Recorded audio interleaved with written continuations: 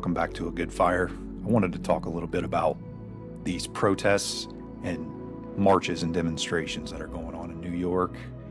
And then I'm going to play some clips from Europe, from Greece, and some more from New York. But what's really sticking out to me is that I want to talk about civil disobedience and how powerful that is. And also, I want to talk about problem, reaction, solution. Okay, because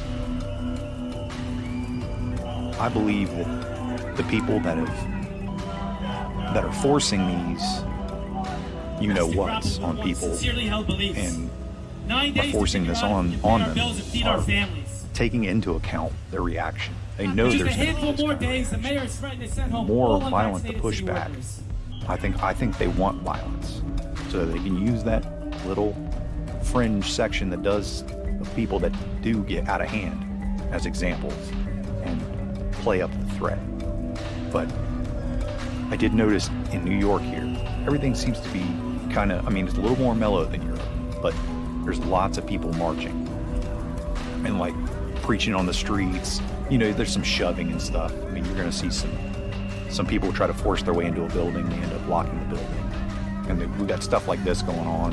And we got clashes with police, but it's more prevalent in Europe, I've noticed. There's some shoving going on, but there is a clip from Europe. I think it's going to autoplay after this one, but it's from Greece. And, this is good. I'm all for this. Okay.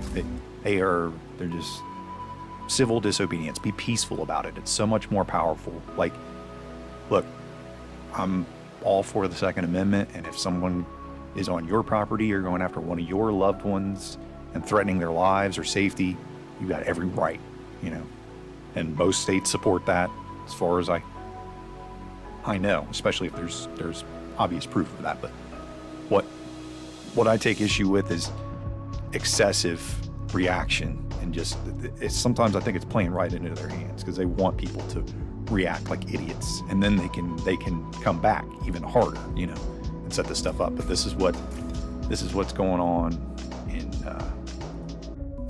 in Greece. Here we are with these, and then the police in this clip. You'll see we got those are militia looking guys, I think, and they are just they're whacking people in the body, in the head. Just whacking them, striking them. Things are a little different over there. They have to deal with more extreme lockdowns there, and it's just always violent over there in Greece and England and all over Europe. It's just like they're like physical fights between the police, military, and its citizens. So it's just like that, and they.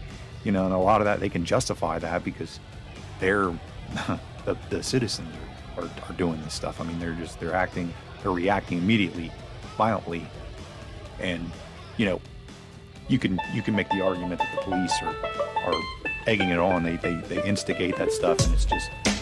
But thousands of New York City problem, workers. Reaction, solution. I'll play this here in a second. They're creating the problem, and you have to think that they're smart enough to know the people who are orchestrating these things. That they know the reaction is going to be, there's going to be pushback, and they take that into account, how they can use that. It's just, they are just playing everyone like a fiddle. But I think that civil disobedience is the way to go. Have your demonstrations, march on the street. Blocking roads is, you can do that. Just don't put anybody in harm's way, and don't give them an excuse to lock you up, or to make you look like the bad guy. So the media, it makes it makes their job so much easier to paint us as anyone who's against this as criminals, violent, all this. You can just paint this picture, and then all they've got to do is repeat it over and over and over. And then the people who do go along are just terrified, and they will. It's going to get so much worse. I won't go into where I think it's going, but right this second. But I wanted to play this clip. I'm going to put some volume on this one. But including police and firemen, closed down the Brooklyn Bridge yesterday, protesting the city's vaccine mandate. Those who don't get the jab by Friday will be forced to take unpaid leave. And while Mayor Bill de Blasio is taking unvaccinated public servants off the street, Florida Governor Ron DeSantis is spending thousands to attract them to his state.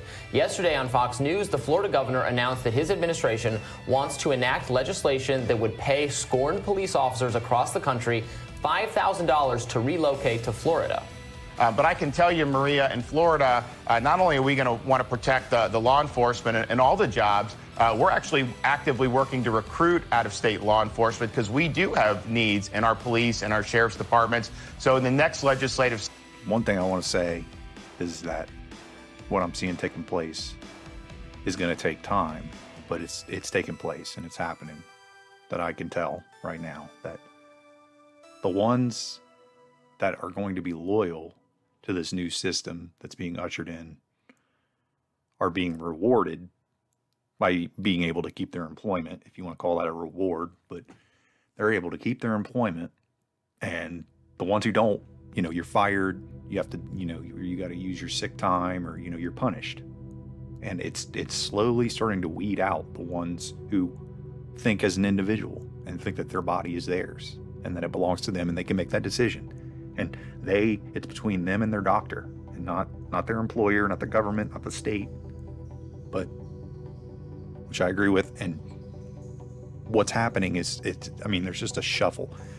DeSantis is, I don't really have much to say about this. I don't know what this is about, but he's trying to recruit ones, police and firemen.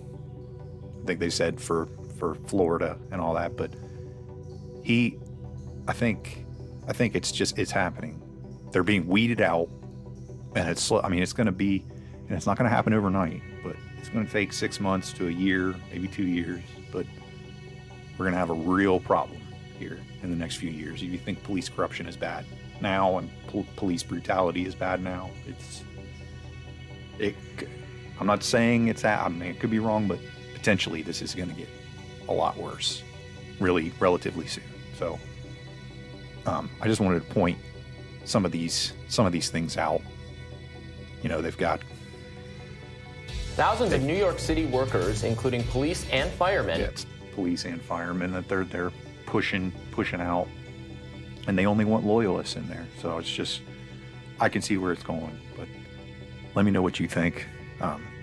Please like and subscribe if you enjoy the content. I'll see you guys in the next video.